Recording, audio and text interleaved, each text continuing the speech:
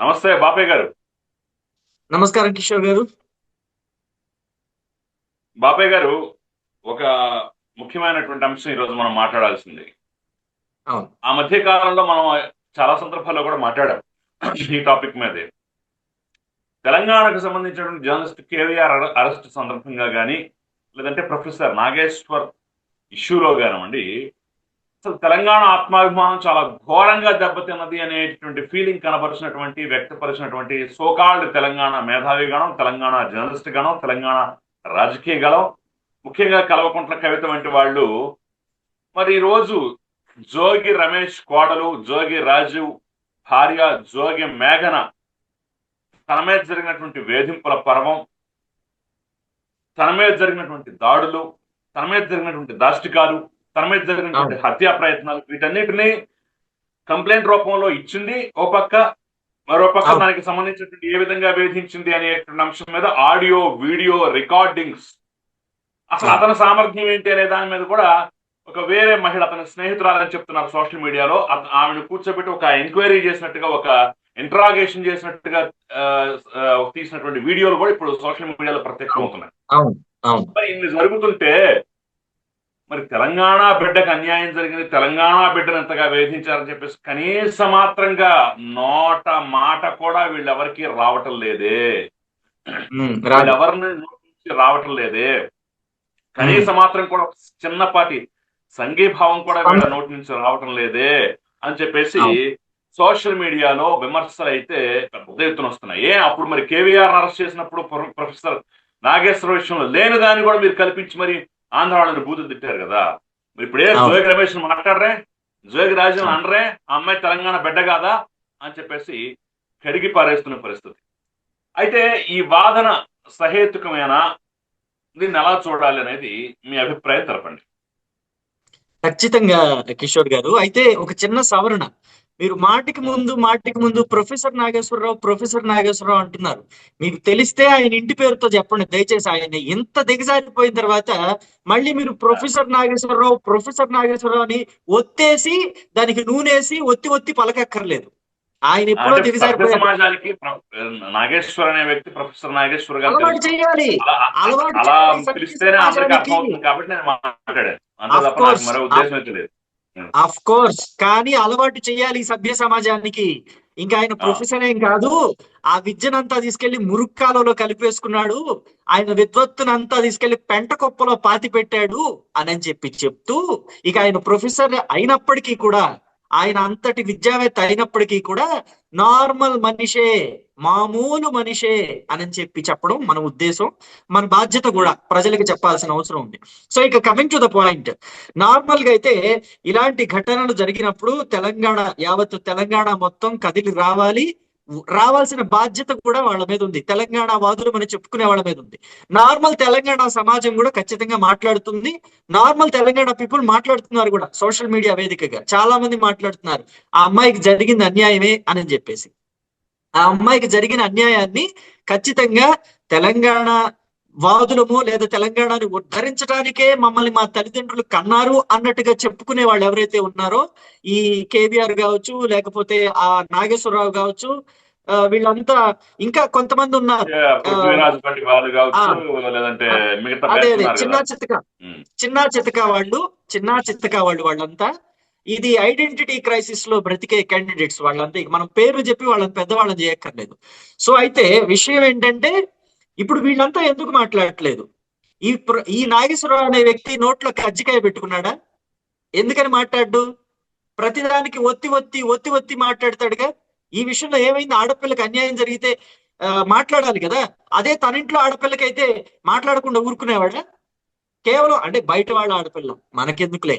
పైగా అక్కడ ఉన్న రాజకీయ పార్టీ నేత మనకి కావాల్సిన వ్యక్తి కదా. బ్యాక్గ్రౌండ్ లో మనకి సన్నిహితుడు కదా. సో అందుకని మనం ఇప్పుడు మాట్లాడం. ఇక తెలంగాణ బిడ్డలకు అన్యాయం జరిగినప్పుడు, లేదా తెలంగాణ అస్తిత్వానికి ఏదైనా అన్యాయం జరుగుతుంది అనుకున్నప్పుడు ఖచ్చితంగా నేను వేదిక మీదకి వస్తాను, మాట్లాడతానని చెప్పి తెలంగాణ నాయకురాలు, అలాగే టిఆర్ఎస్ అనే పార్టీ కూడా పెట్టుకున్నారు, కల్వకుంట్ల కవిత. సో కల్వకుంట్ల కవిత ఎందుకని మాట్లాడట్లేదు ఇప్పుడు అని చెప్పి చాలా మంది ప్రశ్నిస్తున్నారు. అయితే పైగా అన్యాయం జరిగింది ఆడబిడ్డకి. నేను తెలంగాణ ఆడబిడ్డలకు అన్యాయం జరిగితే ఒక్క ఒక్క ఒక్క క్షణం కూడా ఆలోచించను అన్నట్టుగా చెప్తూ ఉంటారు కవిత. మరి కవిత ఇంతవరకు ఎందుకు బయటికి రాలేదు? అదేదో పవన్ కళ్యాణ్ కోడి చెరువు ఇలాంటి వాటి విషయాల్లో మాట్లాడటానికే తీరుకుంటుందా? సినిమాకి సంబంధించి ఇడుపు కాగితం అనే దాని మీద మాట్లాడటానికే తీరుకుంటుందా? ఒక సినిమా పార్టీ చేయలేదా ఆడపిల్ల జీవితం? కల్వకుంట్ల కవిత కనిపించలేదా ఒక ఆడపిల్ల జీవితం? అక్కడ క్లియర్ కట్ గా కనిపిస్తుంది. జోగి రాజీవ్ ఏమంటున్నాడు, మేఘనా నీకు అన్యాయం జరిగింది, నేను ఒప్పుకుంటా, కానీ నీ పెయిన్ నా పెయిన్ కాదు, నీ నొప్పి నా నొప్పి కాదు అని అంటున్నాడు. ఇదే సినిమాలకు కూడా వాడొచ్చు అనుకుంటే డైలాగ్ ఇక మీదట, నీ నొప్పి నా నొప్పి కాదు కిషోరు అని చెప్పి చెప్పొచ్చేమో ఇక మీదట. నీ డిబేట్ నా డిబేట్ కాదు కిషోర్, నీకు డిబేట్ ఉంది, నీ డిబేట్ నా డిబేట్ కాదు. ఇట్లాంటి మాటలు కూడా వస్తాయి ఇక. ఎందుకంటే జోగి రాజు అలాంటి మాటలు మాట్లాడాడు. ఒక కన్న తండ్రికి కడుపు తరుక్కుపోయి కడుపు రగిలిపోయేలాగా మాట్లాడాడు. ఈ ఆడబిడ్డను ఇచ్చిన తర్వాత వాళ్ళు ఎన్ని కోరికలతో ఇస్తారండి నిజంగా. అంటే సరే మనసులు కలవలేదు విడాకులు తీసుకున్నారంటే అదో రకం. అసలు లోపం ఉందని తెలిసి కూడా పెళ్లి చేశారని చెప్పి తనే చెప్తున్నాడు, నాకు ఇష్టం లేదు, నా బ్రెయిన్ వాష్ చేసి పెళ్లి చేశారు, 10 మంది అంకుల్స్ ని కూర్చోబెట్టావు నువ్వు, మొత్తం చేసింది నువ్వే అని చెప్పేసి జోగి రాజు ఓపెన్ గా చెప్పేశాడు. పైగా ఆ అమ్మాయి ముందే చెప్తున్నాడు, మనం కలవలేదు కదా, నేను నిన్ను కలవలేదు, నీకు కావాల్సింది కూడా ఇదే కదా, నేను 10 మందిలో చెప్పడమేగా నీకు కావాల్సింది చెప్పేశా అని చెప్పి ఓపెన్ గా ధైర్యంగా ఒప్పుకున్నాడు. ఇవన్నీ కూడా వీడియోస్ బయటకు వచ్చేసాయి. అయితే దీన్ని చాలా మంది ఏమంటున్నారంటే ఏపీలో ఇది కర్మ సిద్ధాంతం అని అంటున్నారు. ఇంత జరగడానికి వాళ్ళ కుటుంబం, నిజంగా ఒక కుటుంబం ఇంతలాగా రోడ్డున పడితే ఎవరికైనా జాలి కలుగుతుంది. ఎంత బద్ధ శత్రువు అయినా సరే, అరే ఫ్యామిలీ మొత్తం బజార్న పడిందే అని చెప్పేసి జాలి కలుగుతుంది. కానీ ఇక్కడ జోగి రాజీవ్, జోగి రమేష్ కుటుంబం మీద ఎవరికి జాలి కలగట్లా. ఎందుకంటే జోగి రమేష్ భార్య జోగి శకుంతల ఆడియో కాల్స్ వింటే మాత్రం ఖచ్చితంగా ఏ ఆడపిల్ల ఉన్న తండ్రికైనా కోపం వస్తుంది, ఖచ్చితంగా కోపం వస్తుంది. ఇలాంటి మనుషులు ఉంటారా? అసలు ఆవిడకు ఉన్నది గర్భసంచ డబ్బు సంచ అనే అనుమానం కూడా కలుగుతుంది. ఇలాంటి ఆడవాళ్ళు ఇంకా ఉన్నారా? ఎప్పుడో పూర్వకాలంలో కట్నాల కోసం ఆడపిల్లల్ని వేధించేవాళ్ళు అని చెప్పి మనకి దర్శక నిర్మాతలు సినిమాల్లో చూపించేవాళ్ళు. మనం 80s లో సినిమాల్లో చూసేవాళ్ళం. కృష్ణ తన సినిమాలో రాసుకున్న డైలాగ్ అది. అవును, 80s లో వచ్చిన సినిమాల్లో కట్నం కోసం ఇచ్చేయటం అంటే మా అబ్బాయి సరిగ్గా కాపురం చేయాలంటే మీరు ఫలానా పెట్టాలి, ఫలానా కట్నం, లేదంటే ₹1,00,000 క్యాష్ ఇస్తేనో, లేదంటే కారు కొని పెడితేనో, స్కూటర్ కొని పెడితేనో, బంగారం గొలుసు చేయిస్తేనో, లేదంటే చేతికి ఉంగరం చేయిస్తేనో మా వాడు చక్కగా మీ అమ్మాయితో కాపురం చేస్తాడు, లేదంటే కాపురం చేయడం చెప్పేసి 80s లో సినిమాల్లో చూసేవాడు. వచ్చే సినిమాల్లో ఆ పల్లెటూరు బ్యాక్గ్రౌండ్, అత్తల వేధింపులు, ఆరాళ్ళు, ఇవి కొత్త నిజమా, ఇలా ఉంటారా, ఉంటాయా అని చెప్పేసి అనుకునేవాళ్ళు. కానీ చూసిన తర్వాత సినిమాటిక్ లిబర్టీ కాదు, పాడు కాదు, ఇలాంటి వాళ్ళని చూసి పెట్టారేమో అనే భావన అయితే నాకు కూడా కలిగింది. దిక్కుమాలింది. అసలు ఇప్పుడు ఆడపిల్లలు దొరకటమే కష్టంగా ఉంది అనుకుంటే పెళ్లి చేసుకోవడానికి మగపిల్లలు చాలా మంది పెళ్లి కాక మిగిలిపోతున్న వాళ్ళు ఉన్నారు. దిక్కుమాలింది. అసలు ఆడపిల్ల దొరకటమే కష్టంగా ఉందనుకుంటే జోగి రమేష్ భార్య శకుంతలేమో దొరికిన కోడల్ని కూడా హింసలు పెట్టి, వేధించి, ఇబ్బంది పెట్టి అదనపు కట్నం తీసుకురా, నా కొడుకుకి చేంజ్ చేయించు, నా కొడుకు ఒక ఇన్నోవా కారు కొనిపెట్టు, నా కొడుకుని ఆకట్టుకో, నా కొడుకుని ఆకర్షించుకో. ఆకట్టుకోవాలి, నీకు ఆకట్టుకోవటం చేత కాలేదు, ఒక ఫార్చునర్ కారిస్తే ఆకట్టుకోవచ్చు, లేదంటే బిజినెస్ పెట్టుకోవడానికి డబ్బులు ఇస్తే ఆకట్టుకోవచ్చు. అంటే ఇది ఏంటి, సంసారమా లేదంటే మరొకట? బిజినెస్ ప్రేమానురాగాలు ఉంటాయి, ప్రేమానురాగాలతో దగ్గర అవుతారు, ప్రేమానురాగాలతో కలిసి బతుకుతారు. ప్రేమానురాగాలతో ఆకట్టుకోమని చెప్పాలే గాని డబ్బుతోటి, కార్లతోటి, బిజినెస్ కి ఇచ్చేటటువంటి దీంతో, దాంతో మీ డాడీ కారు కొనిపిస్తే ఆకట్టుకున్నట్టు. ఇదేంటి, వాట్ ఈస్ దిస్? విచిత్రమైన వైఖరి. మరొక పదంతో సరిపోల్చాలి. అయితే ఇక్కడ కర్మ సిద్ధాంతం అనేది కూడా ఒకటి ఉంటుంది అని చెప్పి ఇప్పుడు ఏపీ వ్యాప్తంగా చాలా మంది ప్రజలు మాట్లాడుకుంటున్నారు. ఎందుకంటే జోగి రమేష్ ఎలా నోరేసుకుని పడ్డాడు చంద్రబాబు మీద, అలాగే లోకేష్ మీద, అలాగే తెలుగుదేశం పార్టీలోని ఒక నాయకుడిని ఉద్దేశించి వాడు పూజకు పనికిరాని పువ్వు అని మాట్లాడాడు జోగి రమేష్. ఇప్పుడు ఆ పూజకు పనికిరాని పువ్వు ఎవరో చెప్పు అని చెప్పి తెలుగుదేశం పార్టీ వాళ్ళంతా సోషల్ మీడియా వేదికగా, జనసేన పార్టీ వాళ్ళు ముఖ్యంగా, ఇంకా తెలుగుదేశం పార్టీ వాళ్ళన్నా కొంచెం వెనక ముందు ఆడుతున్నారు అనడానికి, కానీ జనసేన పార్టీ వాడైతే పవన్ కళ్యాణ్ ని ఎంతలా నోరేసుకొని పడ్డాడు. పీకే అంటే పవన్ కళ్యాణ్ కాదు పిచ్చి కుక్క అని చెప్పేసి జోగి రమేష్ మాట్లాడిన మాటలు వాళ్ళని ఇంకా ఇంకా ఆ ఇచ్చేస్తున్నాయి, వాళ్ళ ఆవేశాన్ని ఇంకా రగిలిస్తున్నాయి. సో కాబట్టి వాళ్ళే ఇంకా ఎక్కువగా ప్రోవోక్ చేస్తున్నారు జోగి రమేష్ ని. చెప్పు ఆ పూజకి పనికిరాని పువ్వు ఎవరో నువ్వు చెప్పాలి అని చెప్పేసి మాట్లాడుతున్నారు. అలాగే చిన్నంతరం పెద్దంతరం లేకుండా ఎగిరెగిరి పడకూడదు అని అంటారు కదా పెద్దవాళ్ళు. నీ స్థాయంతో నువ్వు తెలుసుకో, నువ్వు చూసుకో, ఆ తర్వాత మాట్లాడంటారు. హనుమంతుడి ముందు కుప్పిగంతులు వేయొద్దు అంటారు.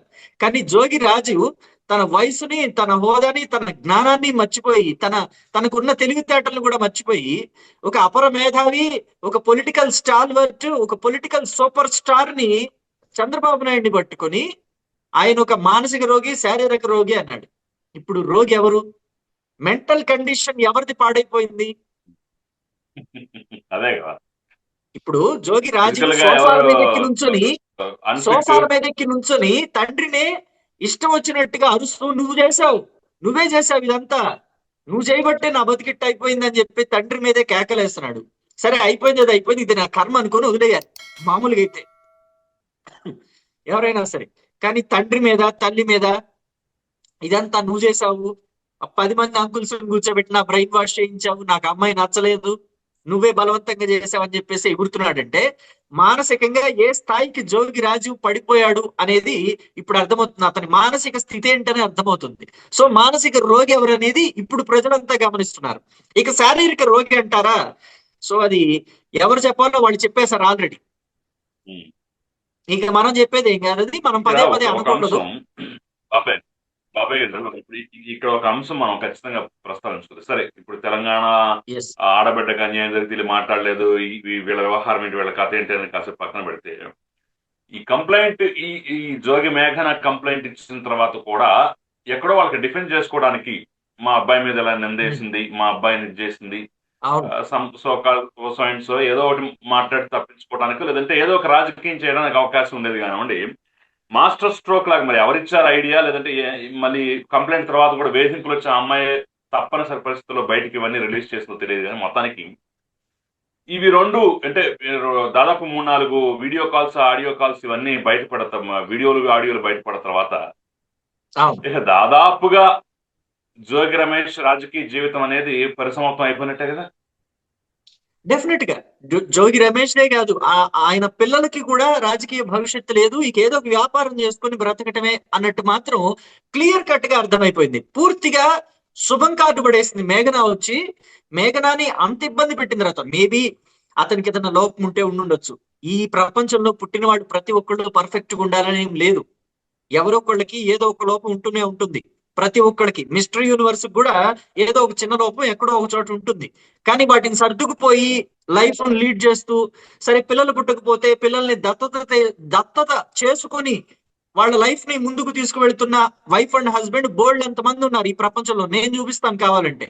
కానీ జోగి రాజీవ్, జోగి శకుంతల, జోగి రమేష్ అండ్ కో మొత్తం అంతా చేరి మేఘనని బాగా ప్రెషరైజ్ చేసేసి ఆ అమ్మాయిని రెచ్చిపోయి ఆ అమ్మాయి బయటకు వచ్చి వీళ్ళందరి భాగవతాలు బయట పెట్టేలాగా వాళ్ళు చేసుకున్నారు. ఇంకా చెప్పాలంటే ఒక జేసీబీని అద్దెకి తెచ్చుకొని ఒక 100 అడుగుల గొంత తవ్వి జోగి రమేష్ ఫ్యామిలీ, జోగి రాజు మొత్తం అంతా కలిసి వాళ్ళ రాజకీయ జీవితాన్ని గొయ్యి తీసి కప్పెట్టుకున్నారు. జోగి ఫ్యామిలీ మొత్తం వాళ్ళ రాజకీయ భవిష్యత్తుకి గోరి కట్టేసుకున్నారు, ఒక పెద్ద గోరీ కట్టేసుకున్నారు. ఇంక అందులో వేరే మాట కూడా ఏం లేదు, వేరే డౌట్ కూడా ఏం లేదు. అయితే ఇక్కడ మనం చెప్పుకోవాల్సింది ఒకటి ఉంది. అన్ని చెప్పుకున్నాక ఓ మాట మర్చిపోయాం. ఆడపిల్లకి అన్యాయం జరిగితే గన్నైనా ఆలస్యంగా వస్తుందేమో గాని జగన్ ముందు వస్తాడు అని చెప్పి రోజా ఒకసారి చెప్పింది, అసెంబ్లీ సాక్షిగా చెప్పింది.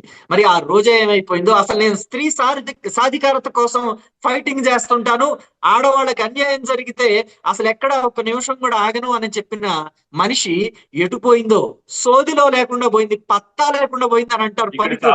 వాళ్ళ కుటుంబ విషయాలు కదా, వాళ్ళ పర్సనల్ విషయాలు, వాళ్ళ ఫ్యామిలీ విషయాలు, వాళ్ళ వైవాహిక జీవితం విషయాలు మనం ఎందుకు కల్పించుకోవాలి, అసలు దీన్ని రాజకీయం ఎందుకు చేయాలని చెప్పేసి అంటున్నారు. కానీ వాళ్ళ వైవాహిక జీవితం అయితే 4 గోడల మధ్య ఉండాలి, లేదా విభేదాలు వచ్చినా 4 గోడల మధ్య పరిష్కరించుకోవాలి, లేదంటే అవును. పెద్ద మనుషుల ముందు పరిష్కరించుకోవాలి. ఆ స్థాయి దాటిపోయి ఆ కుటుంబంలో ఉన్న 11 మంది సభ్యులపై గృహహింస వేధింపుల కేసు పెట్టడంతో పాటు, అవును. ఇదిగో ఇట్లా నన్ను వేధించారు, ఈ రకంగా టార్చర్ చేశారు, ఈ చంపడానికి. రకంగా జరిగిందని చెప్పేసి ఎవరైతే బాధితురాలు ఉన్నారో ఆ బాధితురాలు ఏకంగా బయటకు వీడియోలు, వచ్చి ఆడియోలు కూడా పబ్లిక్ డొమైన్ లో పెట్టిన తర్వాత ఇక వాడు పబ్లిక్ అయిపోయినట్టే, పబ్లిక్ విషయం అయిపోయినట్టే తప్ప పర్సనల్ విషయం అయితే ఏమాత్రం కాదు. ఎప్పుడైతే పోలీస్ అవును. స్టేషన్ గడప దొక్కి వీళ్ళంతా నా మీద, ఇందులో కేవలం గృహహింసే కాదు, హత్యా నేరం, హత్యాయత్నం అవును. అనేటటువంటి అంశం కూడా ఉంది. అవును. అక్కడ అవును. మాట్లాడాలి ఖచ్చితంగా. కుటుంబ విషయం అవును. అనడానికి లేదు. కుటుంబ విషయం అవును. కుటుంబ విషయమే కావచ్చు, పెళ్లి పెటాకులు ఇంతవరకు కుటుంబ విషయం కావచ్చు. అది దాటిపోయి హత్యా ప్రయత్నం వరకు వచ్చిందంటే కుటుంబ విషయం అనటానికి అవకాశం లేదు. అవును. ఆ అవును. స్థాయి అదే నేను దాటిపోయినట్టే. అంటున్నా. గుట్టుగా కాపురం 4 గోడల మధ్య ఉన్నంత వరకు ఓకే. కానీ ఎప్పుడైతే ఒక ఆడపిల్ల బయటకొచ్చి నాకు అన్యాయం జరిగింది అని చెప్పి ఆ కుటుంబం వైపు వేలెత్తి చూపించిందో, ఆ కుటుంబం మీద ఒక అలిగేషన్ చేసిందో, ఖచ్చితంగా అది పబ్లిక్ ఇష్యూ అయిపోయినట్టే. బాగా దారుణంగా ఇంత హత్యా నేరం కింద కేసులు పెట్టిన తర్వాత కూడా వైఎస్ఆర్ కాంగ్రెస్ పార్టీ ఇంకా జోగి రమేష్ మీద చర్యలు తీసుకోకపోవటం, లేదా జగన్మోహన్ రెడ్డి దీని గురించి మాట్లాడకపోవటం, లేదా అసలు మహిళల కోసమే నేను పుట్టానన్నట్టుగా చెప్పుకునే రోజా స్పందించకపోవటం అనేది నిజంగా శోచనీయమే. నిజంగా ఆ పార్టీకి కూడా ఇది కళంకం అంటుతుంది. మహిళల కోసం మేము అని చెప్పేసి చెప్పుకునే జగన్మోహన్ రెడ్డి మరి ఒక ఆడపిల్లకి తన పార్టీలోని నాయకుడి ఇంట్లో కోడలకే అన్యాయం జరిగితే మాట్లాడలేదు అని అంటే మహిళా లోకం అంతా వైసీపీ వైపు ఒకంత అనుమానంగానే చూస్తూ ఉంటుంది.